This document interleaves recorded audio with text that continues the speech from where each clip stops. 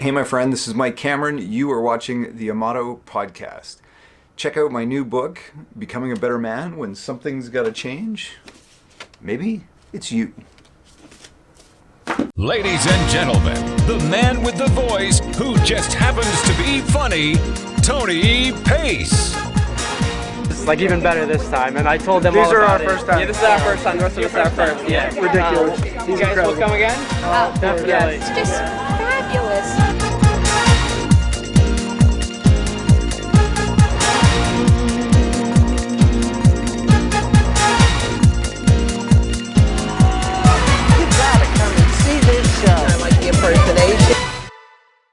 Okay, and here we are today. I'm talking to Tony Pace, performing artist. He maintains a preferred headliner status in Las Vegas, Atlantic City, with many major organizations worldwide.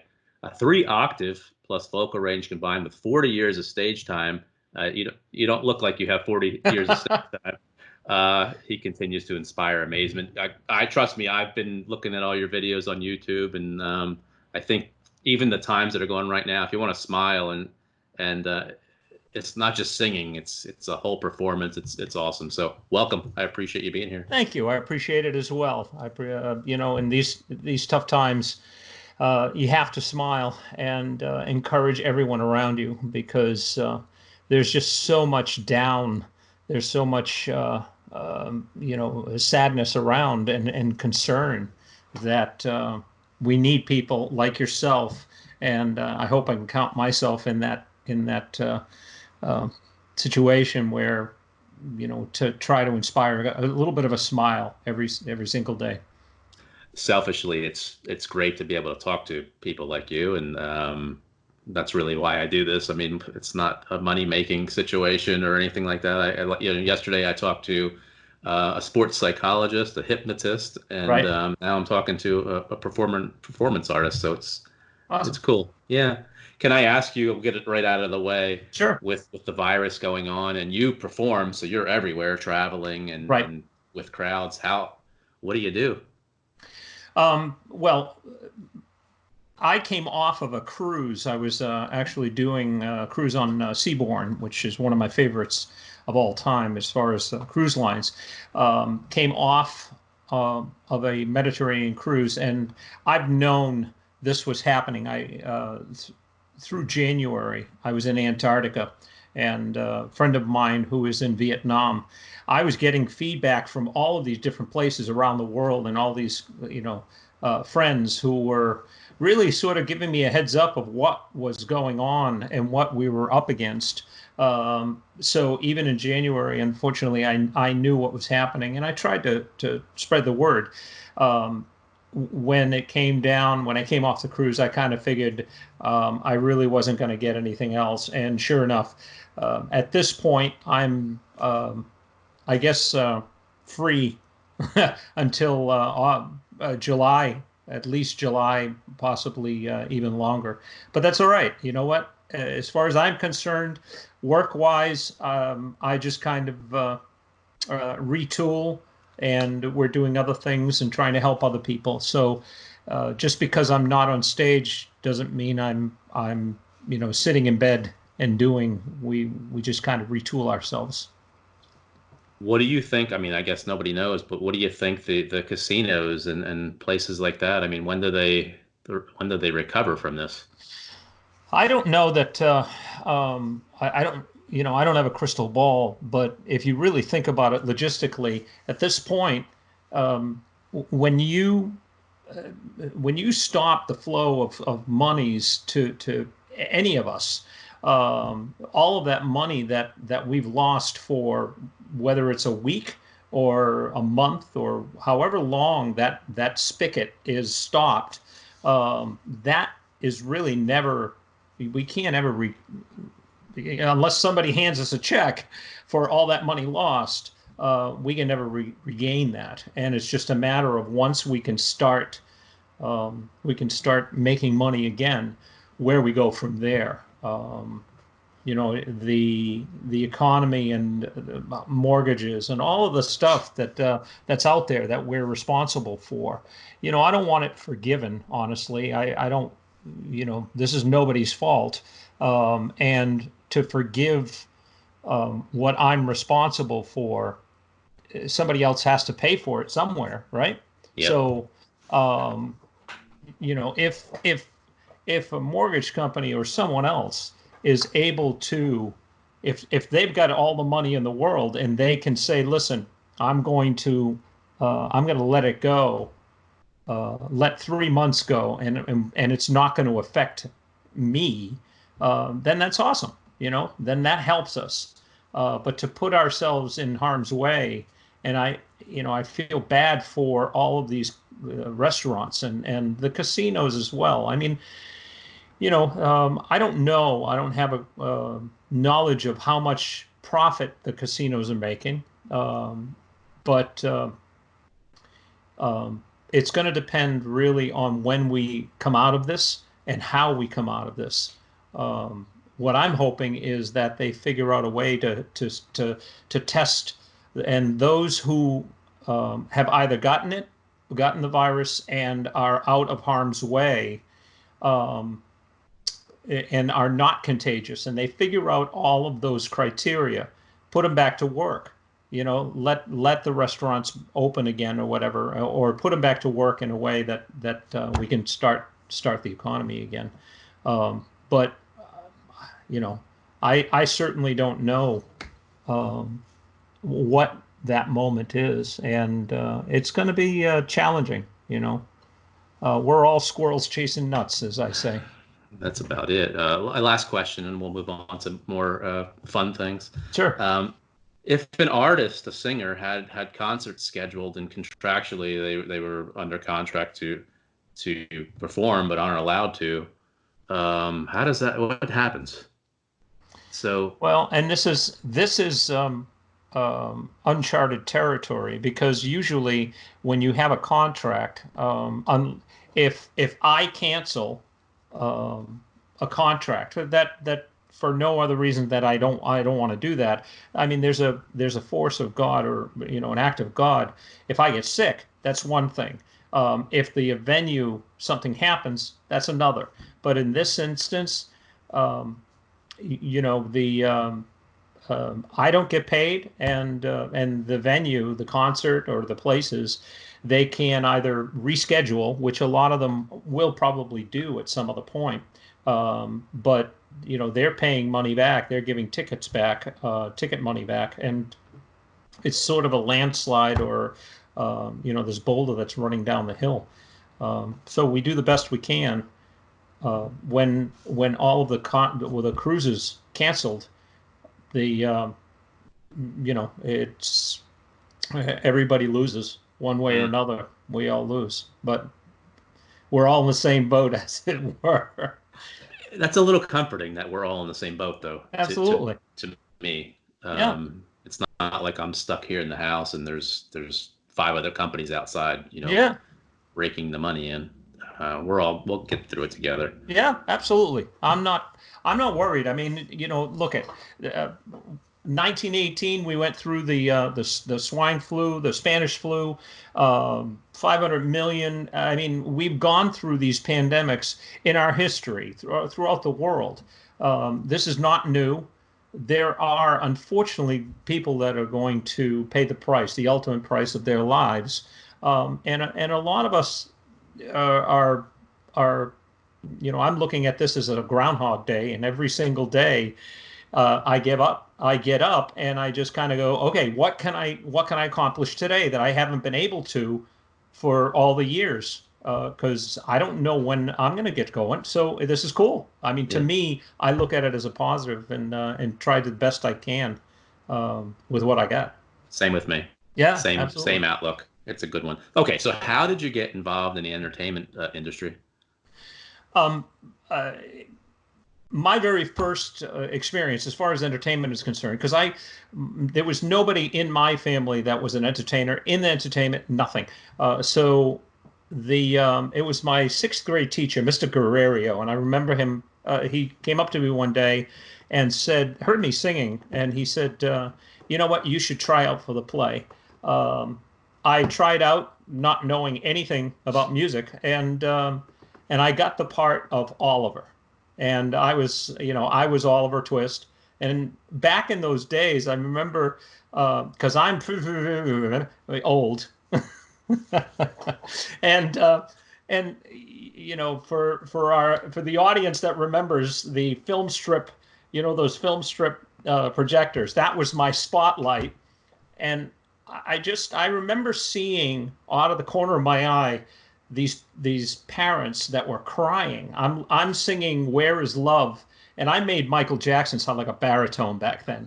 But it was cool because I out of the corner of my eye, I'm watching parents crying, and I'm going, this is cool. And I just got the bug, and from that point, I just started doing everything that I could. I just became a sponge, and I learned all aspects of the industry, of performing, of the behind the scenes, stage, set design, lighting, choreography. I wanted to learn it all. I sort of wanted to be like a director who the director that knows everybody's jobs, and in order to do my job better. I looked at it in that way, and it really has. And then from there, it's been over 40 years.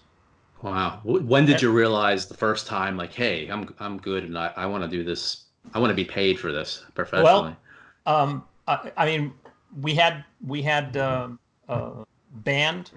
I was in, of course, the proverbial band. I mean, I think if you take any artist's resume and you just you switch the name on top, probably 90% of the information can be interchanged. It's just amazing how that works. I got into bands, some great guys that I'm still friends with today, 40 years later, and and we just started playing. And then eventually the money came in, and when I hit 18, graduated, I said this is what I always wanted to do.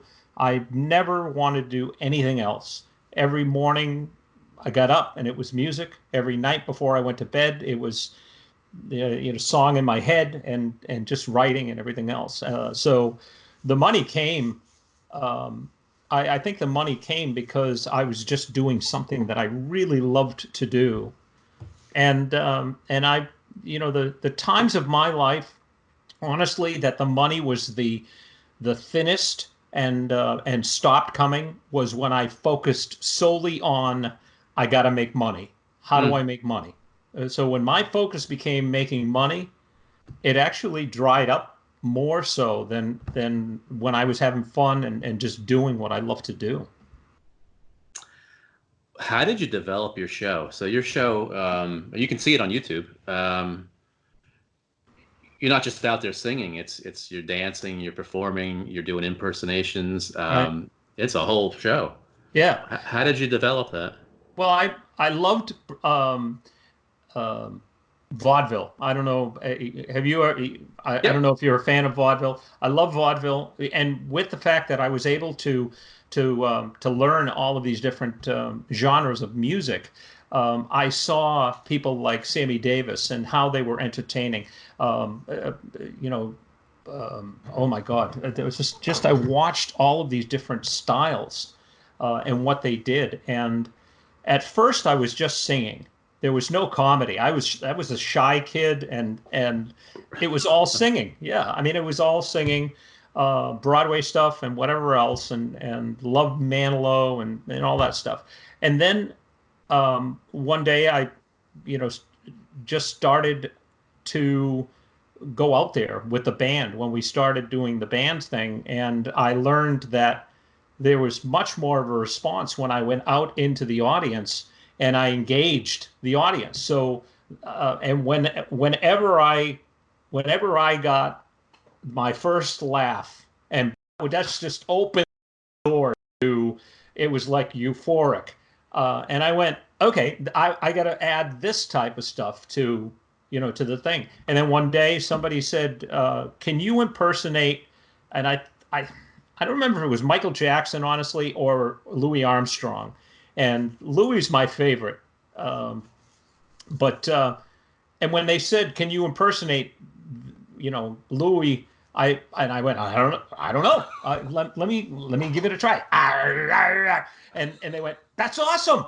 So from there, I just kind of went, "Okay, let's add some of those." So little by little, it just kind of landslide. And the fun part was I used to do, and I still do, Barbara Streisand. Um, and for the longest time, and this was back in the 90s, actually, for the longest time, people thought I was lip syncing. So that was happening until one of my friends, Don Coulomb, Don Who, director, he kind of went, "Tony, can you sing that a cappella?" And I went, "Sing it how?" And he goes, "A cappella, without music." And we made a joke out of it, and I sang it, and I watched the audience kind of go, "Oh my God, he is really singing."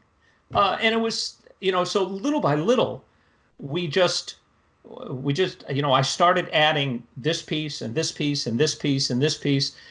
And then when the audience participation stuff came, and I would bring people up on stage, and I've got some of that on the YouTube as well. That's hilarious. And I don't even see 90% of what's happening on stage. I don't see. So all of it became just this whole package of what do you want? And from any moment to moment, it was awesome, because if I saw the audience was more into comedy, then I'd switch gears into comedy. If I saw that they wanted Broadway, I'd just go to Broadway audience. So it was like, this is awesome. I have the tools to do all of this different stuff. And from there, it's been an incredible roller coaster ride.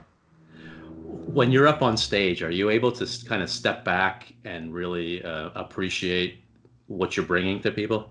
And what is that feeling like? It's got to be amazing. It is truly an amazing thing. And I have this one ritual that before any show, after I've rehearsed or whatever, done sound checks and everything, I really just kind of sit on the edge of the stage, and I see these, monstrous places that are just gorgeous, these theaters. And I just remember back to my high school days of sitting, and with, as a young kid, and I realized I'm where I am and what I'm doing. And, Joan Rivers told me one time, and I was blessed to be able to work with her. God rest her soul. She was an amazing, amazing person. But she said to me, just remember one thing. The empty chairs don't care. And I've taken that to really to heart, is when I go out there, whether there's 3 people in the audience or 30,000, those are the people that I am there for, not the empty seats. That's great advice for many different avenues. If you're doing a show, the same show, you're at every night, how do you stay stagnant? In actual fact, it's never the same show every night.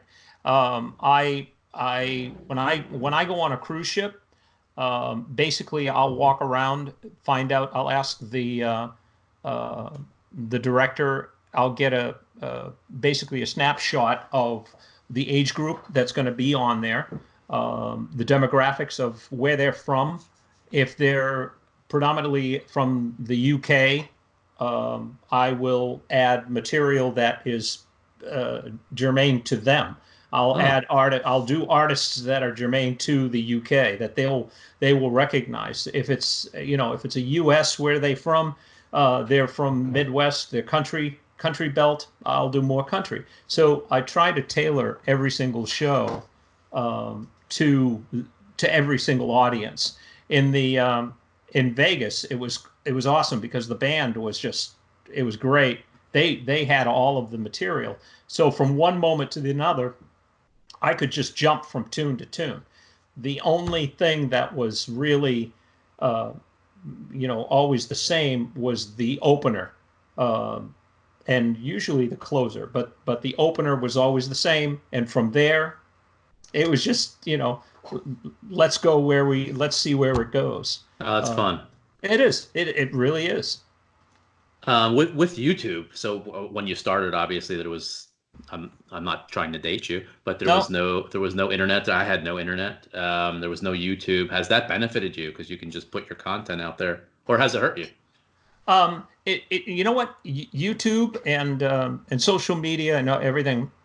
It helps in one way, but it also hurts artists in another, because once you that was out median, when back in the day when you would work clubs, you could use that set of material for years because you were working the circuit, but once you hit, let's say, the Carson Show or the Tonight Show, or you hit the mainstream media and you did your act, that act now becomes it's seen by everybody. So you have to keep changing. You've got to keep doing. Seinfeld and all of these incredible artists, they have to reinvent, because you got these audience kind of going, yep, seen it, yep, heard it. What else do you got? So in an essence, it has helped with promotional stuff. But there are, what I put on YouTube, I usually, there is a lot of stuff that's not on YouTube that I do purposely, so that when somebody comes to see me, I want them to go, I didn't see this. Oh, wow, this is different. This is different. And we keep track also of every show that we do, what we do at that show. So if we ever go back, I can just change everything, and nice. Those people you won't see the same. Those the majority or things. It's like Tom Jones or it's like some of these artists. If you they go into a concert and they don't play the tunes that the audience likes. So you got to do the same thing. As a performer, so now you're just putting yourself out there, so you're open game. So I would assume that with social media now, everybody's a critic. Yeah. How do you deal with that? Is it an issue? Critic in what way though, Ryan? Commenting on your videos, and good or bad. People who really don't have the experience as a professional reviewer. Right. Just reviews in general. So I'll put a video out. It could be a well-meaning video, nothing political or anything like that. And then you'll get people trolling who just make bad comments. Yeah, I mean, it's just I'm the first one to ask after a show, is there anything I could have done better? Was there, to my people, I'll say, look, what was the weak? What's the weak link? What's the weak point? So what was the weakest part of the show, and if a tune or a routine or something continues to be too weak, then I just get rid of it. But there are people that are that make comments that are there. They always know better, and I look at all of the comments in the light of, is what they're saying useful to me to make a change in what I do to improve it, so that it makes it better for you, the audience, right? And there have been many things that many times, like one in particular in Vegas, this gentleman, for one of the main regs there, came out, reviewed the show, and said, incredible performer. Some of them, Louis Armstrong, he hit the mark on the head, with the voices like Louis Armstrong, but Bobby, but many weren't even close. And it was interesting because I called him. I actually called him and I said, listen, I'm curious, when you came out to see me, what did you think you were coming out to see? And he says, I was coming out to see an impersonator, straight out impersonator. And I said, okay, then your review was dead on, because and I went, okay, let me guess. Neil Diamond, the ones that were not on, strawn on, were Neil Diamond, Bobby Darin, and I mentioned like 6 or 7. He goes, yeah. And I said, they weren't impersonations. They were characterizations. They were parodies. And he goes, and I said, the ones that were impersonations were this, and this. And he goes, yeah, those were awesome. Those were dead on. And I said, that's the aspect of the show. And he goes, well, in that case, you're amazing. So, it's just, I've learned that perception is can be skewed depending on how we perceive and what we're looking at, as far as on stage, what we're looking at. If somebody said to you, hey, we're going to see a comedian, a stand-up comic. Now, you've seen the videos. If I came out and you're in your head, you're going to see a stand-up comic, what's going to be your first reaction? This guy's not very good. Yeah. When's he going to do some comedy? So, it's just we do the best we can, and it's tough. It's tough for you, for me, for all of our constituents, everybody that steps on a stage, because we leave our hearts and our soul on that stage, and we do the best we can. And then there are people that will just, sort of jump and stomp on us, because they feel like they want to make the world better. For what? I don't know. But, it's just, it. You mentioned before that you read the audience and tailor your shows around them and change things as they're going on. Right. Do you ever get a bad audience? Is there such a thing as a bad audience for you, or a good audience? Well, there are audiences that are receptive. There are audiences that are like, for example, the style of audience for like an audience in the UK is going to be completely different. Their mindset, how they view entertainment is I don't want to say it's subdued, but they look at they're entertained in a different way, as opposed to Australia. Oh my God, Australia, they're there. It's like, all right, let's go, come on, give us some more, and it's just, and I love Jersey audience. Oh my God, it's like, come on, man, let's do it. Host is different. Is it different? Yeah, every audience is different. But our job is to figure out, how do we bring a smile to their faces? And if they're not responding to what I'm doing, then I've got to figure out why they're not responding.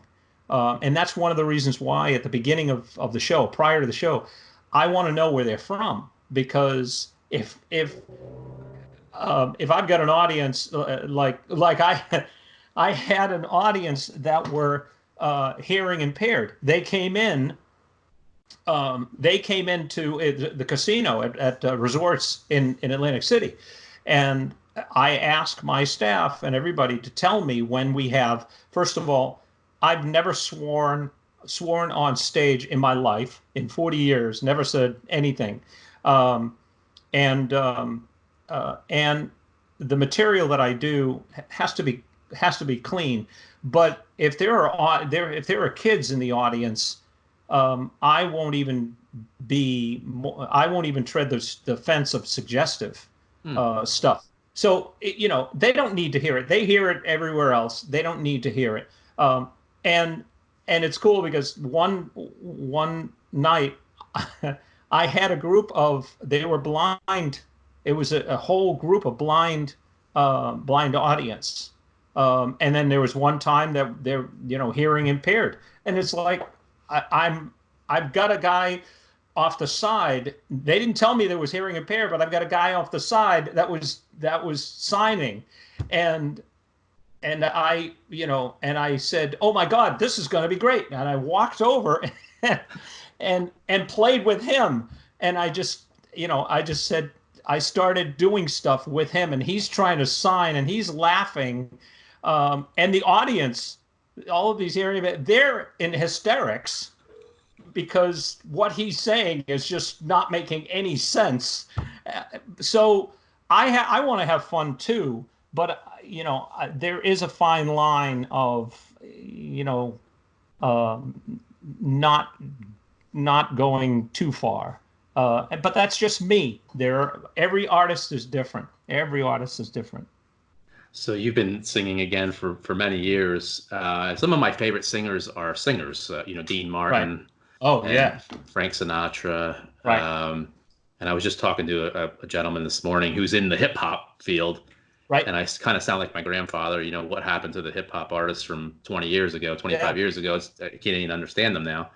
How has music changed and affected your show over the years, or hasn't it? Oh God, yeah. Absolutely. And I make light of that.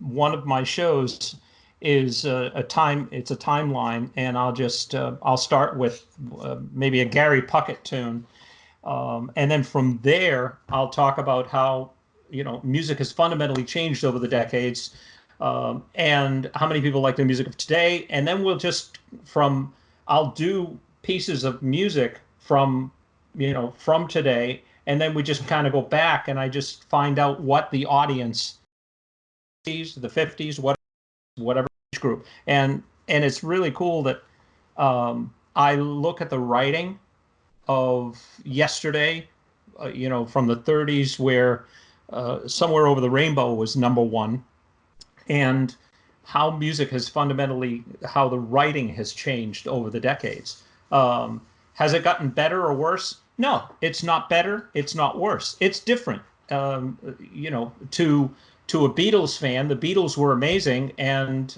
Justin Bieber is ridiculous. To a Justin Bieber fan, who are the Beatles?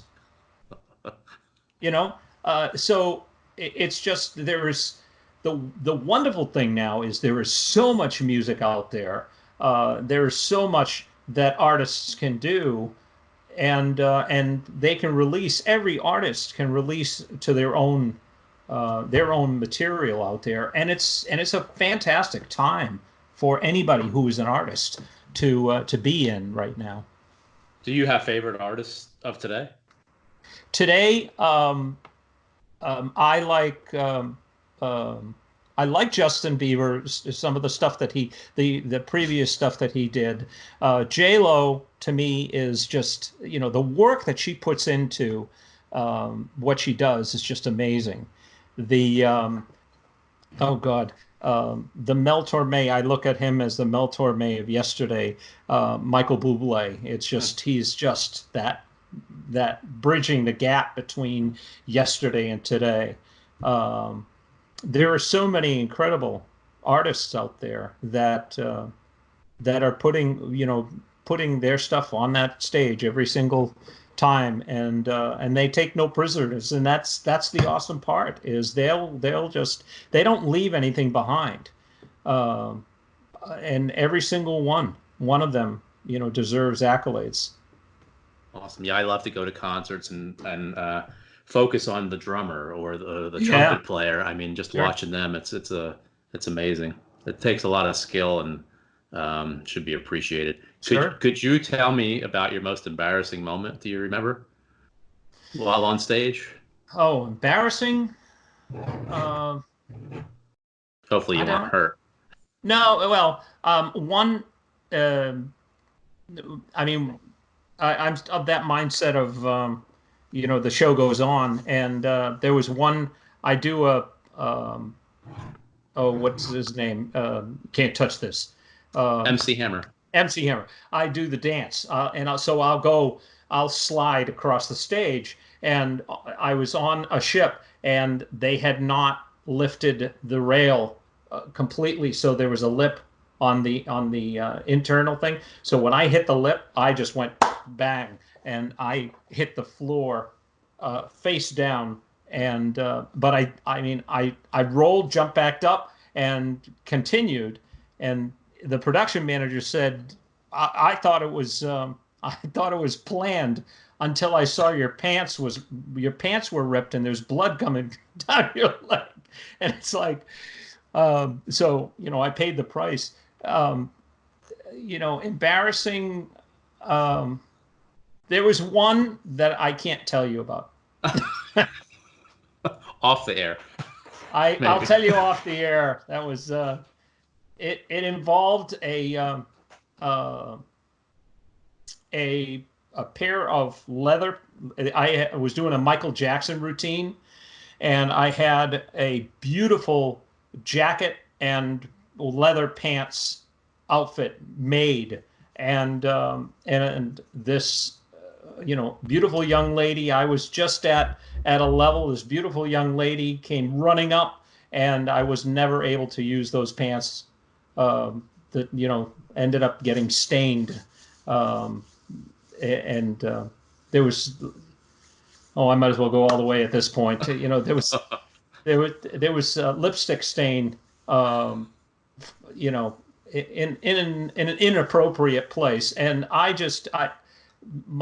the guys on stage said my face was as red as that was probably my most embarrassing. I just got caught. I did the spin, stopped, and then she came running up out of the blue. Well, I guess you wouldn't expect that to be coming. No.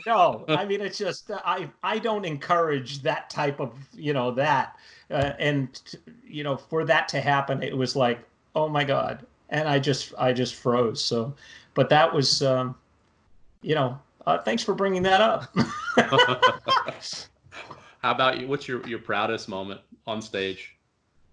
Oh my God, I do. You know what I do.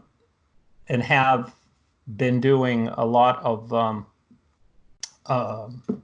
fundraising for veterans for the past 30 plus years. And I actually have a nonprofit called Honoring the Uniform, and we try to help. But there have been times where people have said, and we really wonder. At least I'll speak to myself. There are so many times where I wonder if I'm making a difference on this planet, and I just money aside, relevance to me is so much more important. Being relevant and leaving every single day a little bit better than I found it. And I've had artists that have come up and have said that that I have been, instrumental in them doing and for their careers and helping them. Veterans that have said that I've made a difference in their lives. That to me is worth more than anything else. That's the hole in one that keeps you coming back playing golf. Those are the moments. More so than anything else. So, when I hear that something I'm doing is making a difference, what better? The virus aside, what you wake up in the morning, what's your perfect day for you? Doing and achieving and again, it really comes down to leaving every single day a little bit better. So I try, like I go on Facebook and I started doing this, life lesson posts and just, I don't do anything on a political. I really have never, and there are many times where it's really tough not to respond, but that's not my job.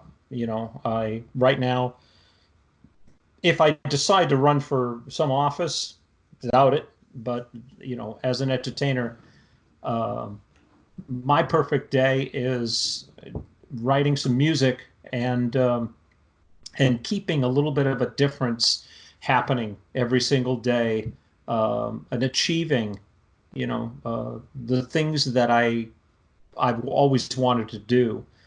I've just, in the past 3 days, I've got a lot of children's material.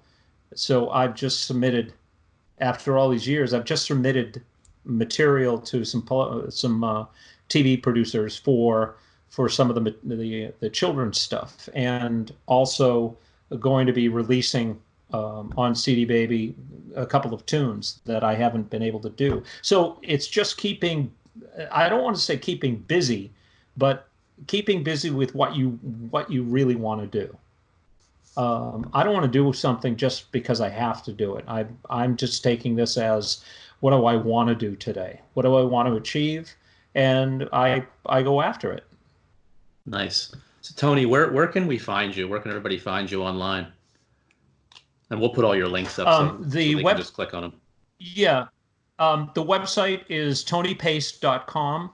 And again, I work with a psychologist, Karen Callie, and I have a lot of material I've put together and produced, about 20 or 30 self-help videos, meditation material, and self-help programs that we've put out together. That's on your website? That will be on my website. I encourage people to go through the website, and you'll find some interesting things. The honoring the uniform is another place that I very much welcome the support, so that we can help veterans as well. And YouTube, Tony Pace. I try to keep a fingerprint on a lot of different things. Awesome. Well, Tony, I really appreciate it. It was great talking to you, and I think everything going on right now, this will be fun for people to watch, and hopefully we can talk again.